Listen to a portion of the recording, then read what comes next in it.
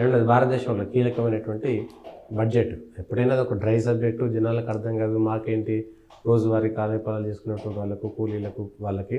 కానీ ఈసారి కొంత విచిత్రంగా ఉంది. ప్రజలు కూడా బడ్జెట్ గురించి కొంత ఆలోచన చేసేటువంటి విధంగా ఉంది. బడ్జెట్ ప్రజలకు లాభమా నష్టమా? బడ్జెట్ను ఏ విధంగా చూడొచ్చు అంటారు? ఇప్పుడు ఏ దేశ బడ్జెట్ కూడా మనం ఓవరాల్గా ఆ దేశం యొక్క పురోగతికి, అభివృద్ధికి దోహదపడేలా ఉందా చూడాలి.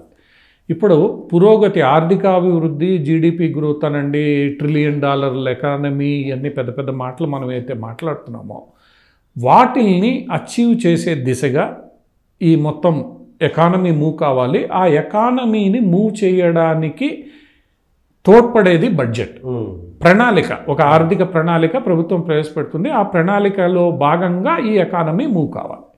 గత 4-5 సంవత్సరాలుగా కేంద్ర ప్రభుత్వం ఏదైతే చెబుతోందో మేము ఇది అచీవ్ అవుతాం, అది అచీవ్ అవుతున్నామనే, అది సరిగ్గా జరగట్లేదు అన్నది గత ఆర్థిక సంవత్సర ఫలితాలు ఏదైతే మనకి ఎకనామిక్ సర్వేలో ప్రకటించారో స్పష్టంగా తెలుసు.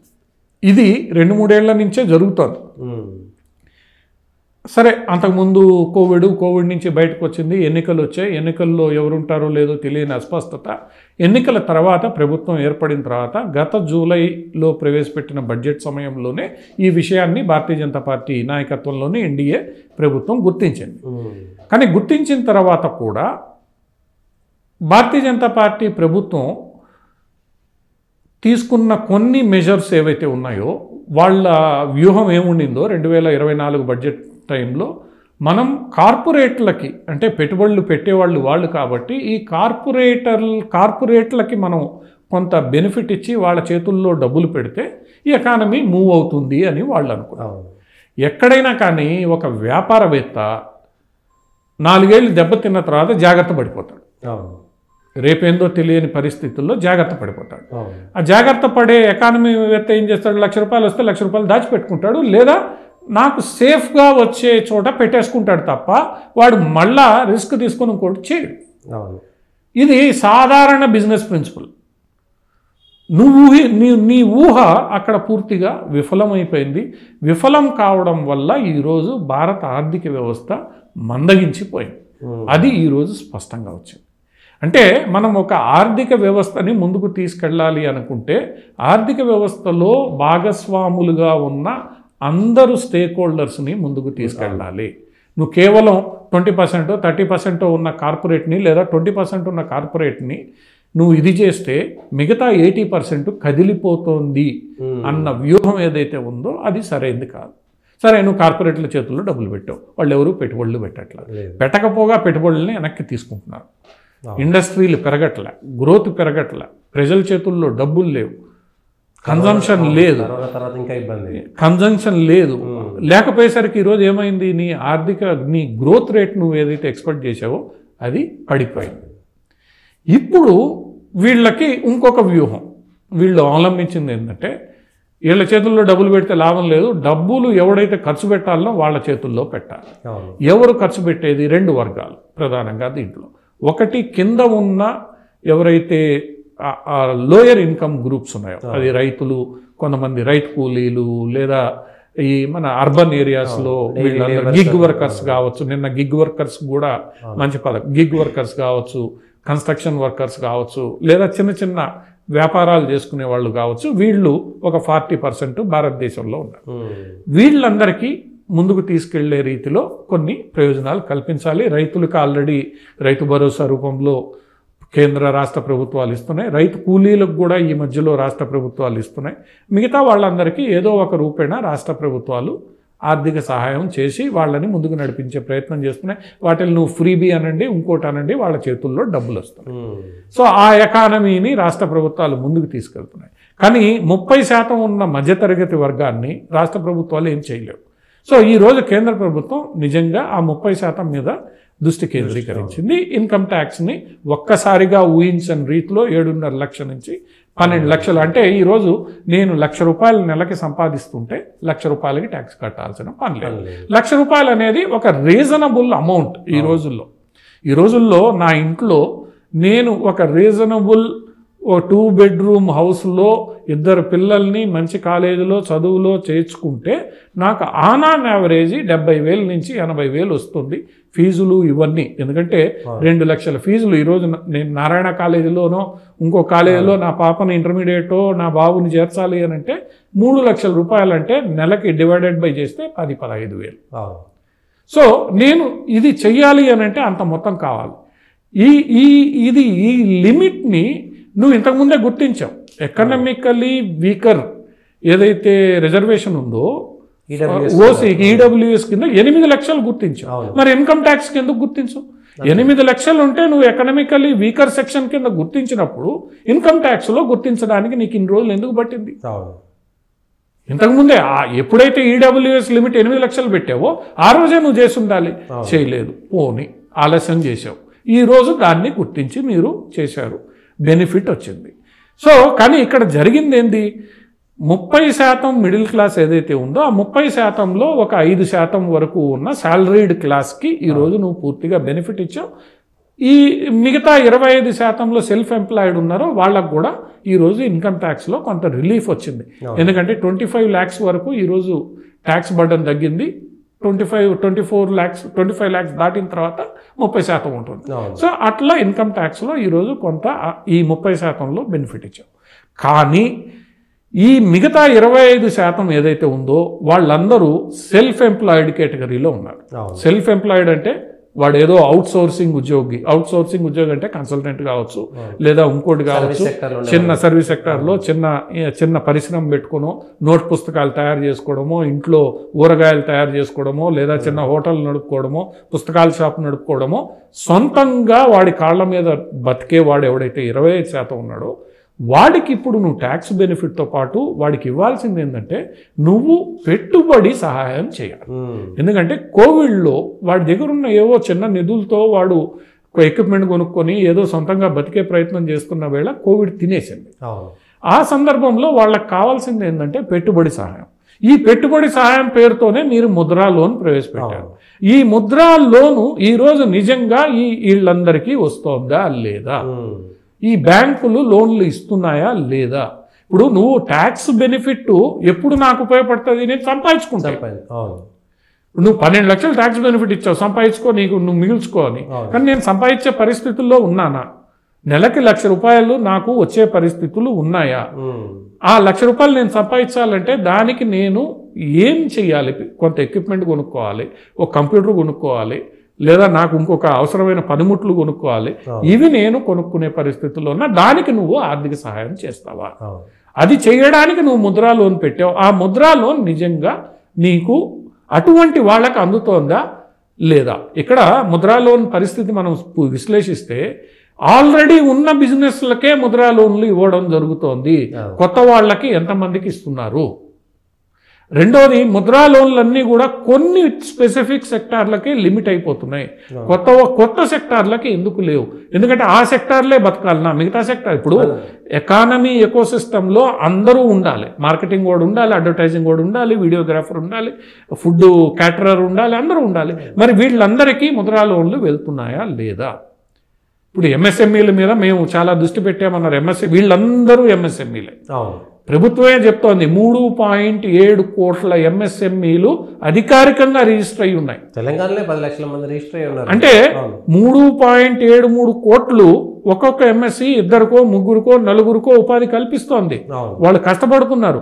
వాళ్ళకి నువ్వు ఈరోజు ఇన్కమ్ బెనిఫిట్ ఇచ్చావు. ఇన్కమ్ వచ్చేందుకు ఏం చేస్తున్నావు? రైతులకు పెట్టుబడి సహాయం చేసినట్టుగా వీళ్ళకి నువ్వు పెట్టుబడి సహాయం అంతే ఉదారంగా చేయాలి. మాకు ఉచితంగా వద్దు. మేము నిజాయితీతో ఆత్మవిశ్వాసంతో బతుకుతున్నాం. మాకు ఉచితంగా వద్దు. కానీ నువ్వు ఆ ఇచ్చే ప్రక్రియని సులభతరం చేయి. సో ఈ ప్రక్రియ కేంద్ర ప్రభుత్వం సరిగ్గా అమలు చేయాల్సిన అవసరం ఉంది. దాన్ని గుర్తించింది, కొన్ని మెజర్స్ వీళ్ళు ప్రకటించారు. సో ఈరోజు ఒక మధ్యతరగతి వర్గాన్ని ఈరోజు ఫోకస్డ్గా దృష్టి కేంద్రీకరించి కేంద్ర ప్రభుత్వం చేయడం నిజంగా అభినందించదగ్గ విషయం. కానీ ఆ ఇంప్లిమెంటేషన్ దగ్గర ఏదైతే ఉందో, పెట్టుబడి సహాయం ఉందో, ఆ వ్యవస్థలు నిజంగా ఆ ఆబ్జెక్టివ్స్ని అచీవ్ చేసే దిశగా కదులుతున్నాయి. అధికారులు మా పని అయిపోయిందా లేదా ముఖ్యంగా బ్యాంకులే ఇక్కడ ఈ మొత్తం వ్యవహారంలో కీలకం బ్యాంకులు. మీరు బ్యాంకింగ్ రంగంలో చాలా సంస్కరణలు తెచ్చారు, తెచ్చి బ్యాంకుల్ని మీరు ముందు, కానీ బ్యాంకులు ఇవ్వట్లేదు. ఒక ఉదాహరణ ఏంటంటే బ్యాంకులు ఎంత బిగుసు కూర్చున్నాయంటే ముద్రా లోన్ అనే దానికి కేంద్ర ప్రభుత్వం గ్యారంటీ ఇస్తుంది. ఆ తీసుకున్న వ్యక్తి ఏ కారణం చేతైనా కట్టలేని పరిస్థితుల్లో దురదృష్టవశాత్తు దానికి 100% కేంద్ర ప్రభుత్వం గ్యారంటీ ఇస్తుంది. అంత కేంద్ర ప్రభుత్వం గ్యారంటీ ఇస్తున్నా ఈరోజు ముద్రా లోన్లకి వితౌట్ కొలాటరల్ ఏదైనా బ్యాంక్ ఇస్తోందా, లేదా కొత్త వాళ్ళని ప్రోత్సహిస్తోందా? ఇవేమీ చేయట్లేదు. అంటే ఒక రకంగా మిడిల్ క్లాసు ఏదైతే ఎకానమీని డ్రైవ్ చేయగలదు అన్న నమ్మకం ఈరోజు ప్రభుత్వం కనపరిచింది. మంచి విషయం, మా అందరికీ అది ఆహ్వానించదగ్గ విషయం. మా అందరి శ్రమని ఈరోజు కేంద్ర ప్రభుత్వం గుర్తించింది. గుర్తించిన తర్వాత ఒక వర్గాన్ని నువ్వు పూర్తిగా సాటిస్ఫై చేస్తూ రెండో వర్గాన్ని సాటిస్ఫై 50% చేశావు. ఎవరైతే సెల్ఫ్ ఎంప్లాయిడ్ ఉన్నారో వాళ్ళకి నువ్వు సంపాదించుకో, నీకు బెనిఫిట్ ఇస్తా అంటున్నావు, కానీ నేను సంపాదించుకోవడానికి ఇబ్బంది పడుతున్నది, ఆ ఇబ్బందుల్ని నువ్వు తీర్చాలి. దీనికి బ్యాంకింగ్ వ్యవస్థ, ప్రైవేట్ అప్పులు చాలా భారంగా, అది తెలుసు నీకు. వడ్డీ వ్యాపారాల దగ్గరికి పోతే ఆ రుణభారంలో ఎలా కూరుకుపోతారనేది అందరికీ తెలుసు. దానికి నువ్వు చేయాల్సిన అవసరం ఉంది. ఇది భారతీయ జనతా పార్టీ నాయకత్వంలోని ప్రభుత్వం గుర్తుపెట్టుకోవాలి. మెజర్స్ ఉన్నాయి అక్కడ, ఆ మెజర్స్ని ఇంప్లిమెంట్ చేయడం. ఇప్పుడు ఎంఎస్ఎంఈలకి ఎవరైనా ఫైనాన్షియల్ ఇయర్ ఎండింగ్ లోపల పేమెంట్లు చేయకపోతే ఇన్కమ్ ట్యాక్స్ రిటర్న్ ఫైల్ చేయడానికి లేదు. అది ఎంతవరకు అమలవుతోంది? ఇప్పుడు నేను ఒక చిన్న కన్సల్టెన్సీ నడుపుతున్నాను. నాకు కంపెనీలు 3 నెలలు 4 నెలల తర్వాత ఇస్తాయి. 31 మార్చి తర్వాత ఎప్పుడో జూన్లో ఇస్తాయి. 31 మార్చికి వాళ్ళు ఆ ఫైనాన్షియల్ ఇయర్ క్లియర్ చేయకపోతే నువ్వు ఐటీ రిటర్న్ ఫైల్ చేయడానికి లేదు.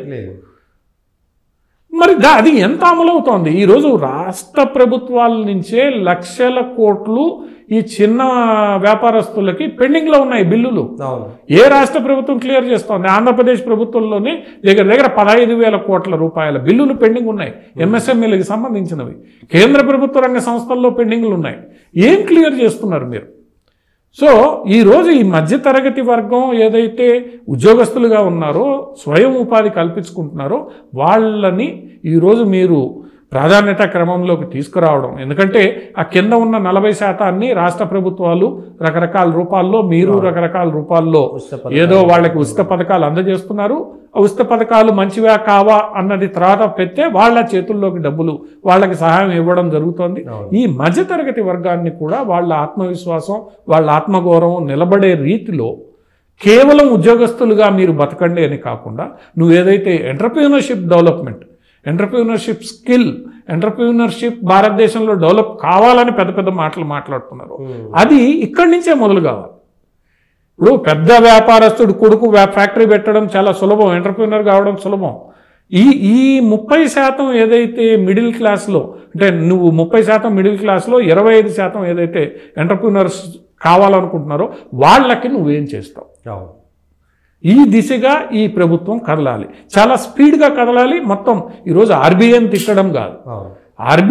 ఆర్బీఐని తిడితే ఏమొస్తుంది? బ్యాంకులు పనిచేయట్లేదని. పనిచేయించుకోవాల్సిన బాధ్యత ప్రభుత్వందే కదా. ఒక రకంగా నువ్వు విఫలమవుతున్నావు. బ్యాంకింగ్ సెక్టరే మొత్తం రిజిడ్గా వ్యవహరిస్తున్నప్పుడు నువ్వేం చేస్తున్నావు? ఇప్పుడు నువ్వు మెజర్స్ తీసుకోవాలి. ఇవి తీసుకొని చేయగలిగితే ఈ 30% కూడా ఈరోజు ఎకానమీని ముందుకు తీసుకెళ్ళడానికి డ్రైవ్ చేస్తుంది. ఆ తర్వాత నువ్వు పారిశ్రామికవేత్తల్ని, పెట్టుబడులు ఏంటి, వాళ్ళు ఆటోమేటిక్గా లాభాలు వస్తున్నాయంటే అమెరికా నుంచి కూడా పెట్టుబడులు ఇక్కడికి వస్తాయి. ఎలాన్ మస్క్ ఎందుకు ఫ్యాక్టరీ పెట్టాలనుకుంటున్నాడు, లేదా ఇంకోటి ఎందుకు పెట్టాలనుకుంటున్నాడు? ఇప్పుడు నువ్వు 140 కోట్ల ప్రజలు, ఆ ప్రజల చేతుల్లో డబ్బులు వాళ్ళు సంపాదించుకుంటున్నారు, వాళ్ళ ఎకానమీ బూమ్ అవుతోంది అని అంటే ప్రపంచం అంతా నీ దగ్గరికి వస్తుంది. చైనా అట్లనే చేసింది. అందువల్ల ఏంటంటే ఈరోజు మీరు తీసుకోవాల్సిన మెజర్స్ బడ్జెట్లో మధ్యతరగతి వర్గాన్ని గుర్తించడం ఎంతో సంతోషదాయకం. ఆ గుర్తించిన దాంట్లో ఎవరైతే సెల్ఫ్ ఎంప్లాయిడ్ ఉన్నారో వాళ్ళకి, శాలరీడ్ క్లాస్కి బెనిఫిట్స్ ఇవ్వడం మంచిది. కానీ సెల్ఫ్ ఎంప్లాయిడ్ ఉన్న వాళ్ళకి పెట్టుబడి సహాయం ఏదైతే అవసరం ఉందో నిజాయితీగా ఆ సహాయం అందేలా చూసుకోవాలి. ఇలా అన్ని మెజర్స్, ఇప్పుడు రైతులు డిస్ట్రెస్లో ఉన్నారని నువ్వు రైతు భరోసా, ఈ భరోసా, మహిళలకి లాడ్లీ బెహన్, ఇలాంటి పథకాల్లో రాష్ట్ర ప్రభుత్వాల ద్వారా వాళ్ళకి అందుతున్నాయి. ఇప్పుడు నువ్వు మధ్యతరగతి వర్గాన్ని నువ్వు చూసుకుంటే నీ ఎకానమీలో 70% ఈరోజు నీ పురోగతికి ఉపయోగపడగలిగితే, డ్రైవ్ చేయగలిగితే నువ్వు ఏదైతే ఈరోజు ఏ లక్ష్యంతో అయితే 7.5 లక్షల నుంచి 12 లక్షలు నువ్వు చేసావో ఇన్కమ్ ట్యాక్స్ది, అది ముందుకెళ్తుంది. లేకపోతే ఏమవుతుందంటే, నేను సంపాదిస్తే నాకు ఎగ్జంప్షను, సంపాదించినప్పుడు ఏమవుతుంది, అట్లనే ఉంటుంది. ఆ వ్యతిరేకత కూడా ప్రజలకు వ్యతిరేకత సంగతి తర్వాత నువ్వు చెప్పిన $5 ట్రిలియన్ వెళ్ళదు. ఈ 25% దాన్ని తీసుకెళ్ళాలి. నువ్వు వీళ్ళకి కావాల్సినది ఏంది గుర్తించాల్సిందే. ఇది చేస్తేనే నువ్వు ఆశించినవన్నీ నడుస్తాయి. పేదరికం నుంచి బయటకు నేను ఇన్కమ్ ట్యాక్స్ బెనిఫిట్ ఇచ్చేసిన అంటే, ఇన్కమ్ ట్యాక్స్ బెనిఫిట్ మంచిదే. ఇన్కమ్ ట్యాక్స్ బెనిఫిట్ ఎప్పుడు నేను సంపాదించుకున్నప్పుడు. అంతే. ఇప్పుడు ఉద్యోగస్తుల జీతాలు పెరగాలి, ఉద్యోగస్తుల జీతాలు పెరగకుండా ఇన్కమ్ ట్యాక్స్ బెనిఫిట్ ఏం చేస్తుంది? అంతే.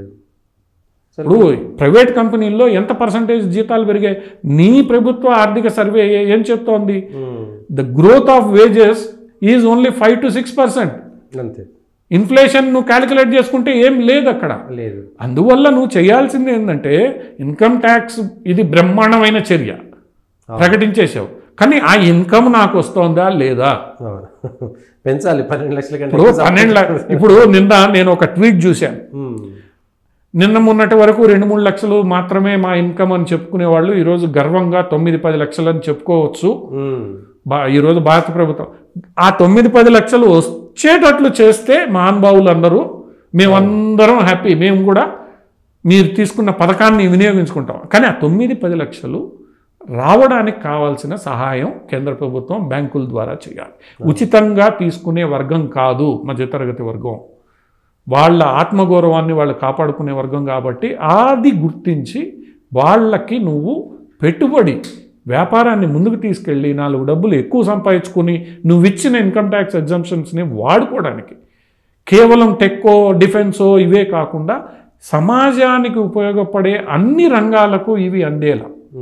ఇప్పుడు ఒక పెళ్లి జరిగితే videographer, photographer, caterer, tent house వాడు, పూలు అమ్మేవాడు, makeup men, makeup women, tailor, ఇంతమంది బాగుపడతారు ఒక పెళ్లి జరిగితే. వాళ్ళందరికీ ఆదాయం వస్తుంది. అట్లనే నువ్వు కూడా ఏదో 5 ఫోకస్డ్ సెగ్మెంట్స్ అని కాకుండా ఇలాంటి వాళ్ళందరూ, ఇప్పుడు నువ్వు ఏదైతే విశ్వకర్మ ఇది పెట్టావో ఆ విశ్వకర్మ యొక్క ఆబ్జెక్టివ్, ఐడియాలజీ, లక్ష్యాలు కూడా ఇక్కడ మధ్యతరగతి వర్గంలో అమలయ్యేటట్లు చూడాలి. విశ్వకర్మ బేసిక్గా రైతులు, నువ్వు రూరల్కి పెడుతున్నావు. అటువంటి కాన్సెప్టే ఈ మిడిల్ క్లాస్ పెట్టుబడికి, అర్బన్ మిడిల్ క్లాస్ ముఖ్యంగా వీళ్ళకి నువ్వు అందించగలిగితే ఈరోజు ఇంకా బ్రహ్మాండమైన లక్ష్యాలని ఈ దేశం సాధించడానికి వీలవుద్ది. ఇక్కడైనా ప్రభుత్వం ఆలస్యం చేయకుండా ఇవి చేయాలి.